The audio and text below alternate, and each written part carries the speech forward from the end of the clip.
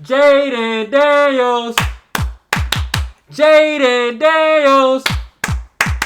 Jayden Daniels. Jayden Daniels. You know why we here for Jayden Daniels. Jayden Daniels. Jayden Daniels. It's time. It's time. It's time. Football is finally kind of back. We don't like preseason around here. Nobody likes preseason. But it's something. It's better than nothing. And what better way to start off the preseason than with Jayden Daniels?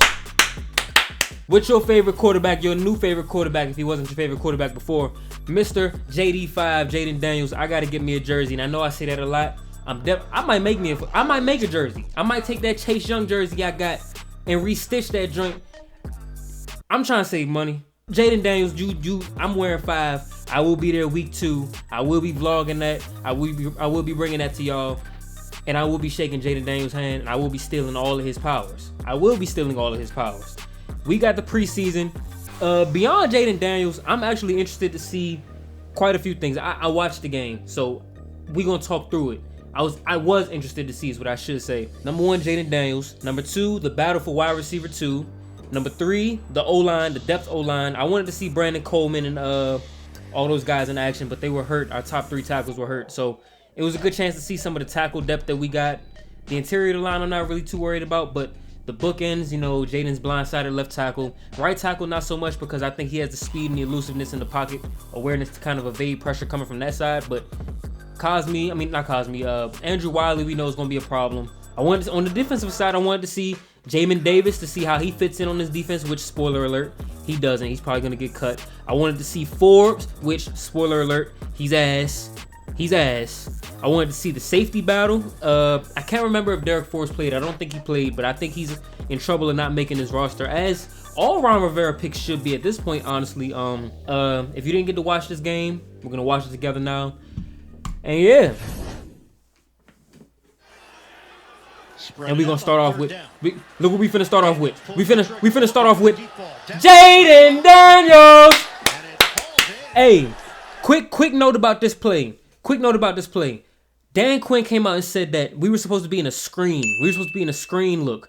Jayden Daniels got to the line, didn't like what he saw, checked out of the play, went to an all-go route, which Austin Ekeler was also open up the seam. He wasn't open because the safety was over top of him, but he beat the linebacker up the seam with some good footwork and hand fighting, which I also thought was interesting considering we're probably going to get that look a lot with him matched up with linebackers, and if we can win that every time, that's easy pickings. But the fact that Jayden Daniels already has the wherewithal to check out of a play in game 1 of the preseason to a better look and convert with a perfectly placed dime to De'Ami No Hands Brown, who's actually looking like wide receiver 2 right now over Jahan Dotson, which is another problem in and of itself, Mr. Ron Rivera. But we'll get to that when we get to that. That is huge. That is huge, bro.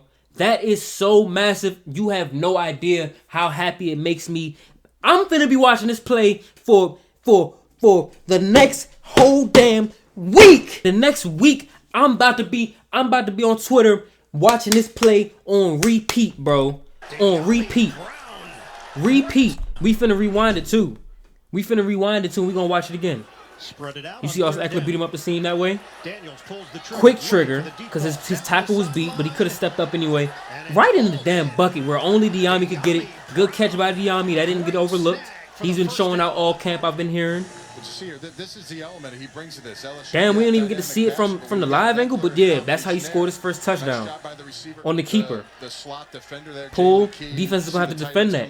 They're going to have to defend that, and they're not going to be able to. Bro, can you imagine that with Brian Robinson and Austin Ekeler? You have to crash down on Brian, because if you don't, he's going to run your little ass linebackers over. You got to crash down on Austin Ekeler because he's liable to break that shit to the outside. But if you don't respect Jayden Daniels' speed, he going to bring you to the outside.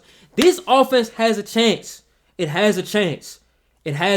I know I'm sipping the Ashburn Kool-Aid, the Ashburn spiked Kool-Aid right now, but the offense got a chance. I am too excited for us. I know I'm finna get let down. Week 1, we gonna come out here, we gonna get our ass blitzed by Mike Evans and company because it was going on the other side of the ball, which we about to get into. But Jayden, Washington fans, we got something to be excited about. Legitimately. The defense came out early, flying fast. embodying what Joe Witt Jr., the defensive coordinator, was talking about, running around, hitting people. I know. So they're skipping around a lot in this video. We're going to slow it down because I want to talk. It's second quarter. The whole first quarter when we going to unpause. The first string D tackles, so Duran, John, Bobby Wagner didn't play. I think Frankie Louvu played like 2 snaps. A lot of the starters didn't play. Mikey Samer still was out there flying around. Anthony Pittman, number 57, backup linebacker, was flying around. Dan Quinn signing. Tyler Owens, number 40, I want to say, flying around. We was really looking like what we meant to look like. KJ Henry on the edge was showing out.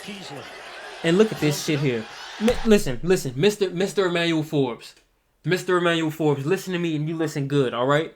Listen to me and you listen good. This is your last chance, bro.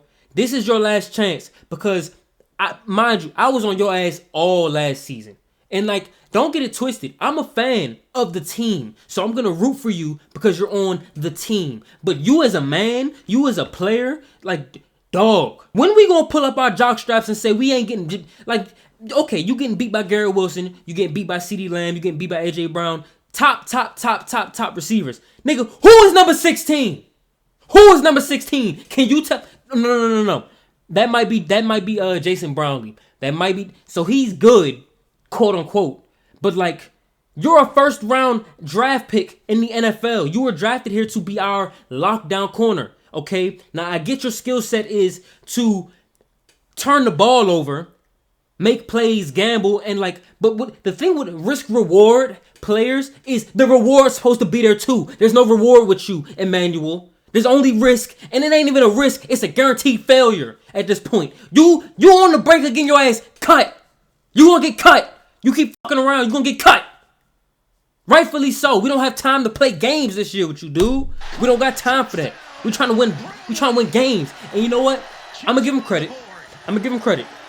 Yeah, that's Jason Brown. He could play. I'm gonna give him credit. Because the first drive they skipped over, he was everywhere. He was flying around, in on tackles. He had great coverage up the left sideline on a deep shot. If he didn't get held, he might have came down with a pick. But he can't catch based on last year, so like who knows? But like you undid that whole drive by getting beat by Jason Brownlee, bro. You supposed to? Oh, Ben Sinnott. Ben Sinnott, he's gonna be a problem too. I think he's buried behind Zach Ertz.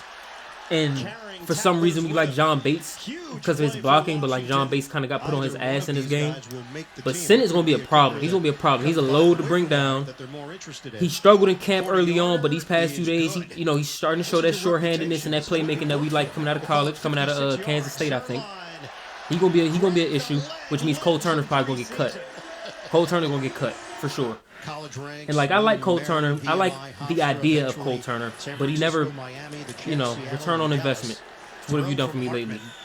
But Forbes, bro, like come on, man. I'm excited about Sanger still, but that's it. We gonna get beat like a fucking drum on the back end, man. It's sad. We gonna either be we could be really good or we could be really bad. Who that getting fucked up again? Get up and show me your jersey. Who that?